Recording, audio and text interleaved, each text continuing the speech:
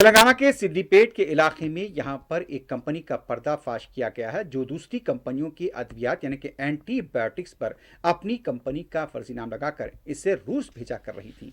बताया गया है कि तकरीबन 1 करोड़ 33 लाख रुपए के एंटीबायोटिक्स यहां पर द्रव्यात को जब्त किया गया है। जोडास XPM private limited biotech park ये कराका पाटला सिद्दीपेट जिले में बताई गई है। मुसद्दक़ा इत्तला मिलने पर इस मेडिकल स्टोर पर धावा किया गया और यहां से 1 करोड़ 33 लाख रुपए की अद्वियात जब्त की गई। पुलिस का यह कहना था ड्रग कंट्रोल एडमिनिस्ट्रेशन का कि यहां पर दूसरी कंपनियों की जो अद्वियात होती हैं उस पर अपनी कंपनी का लेबल लगाकर इसे रूस भेजा जा रहा था। भारी मकदार में यहां पर एंटीबायोटिक्स को जब्त किया गया है। इस सिलसिले में मजीद तहकीकात जारी हैं।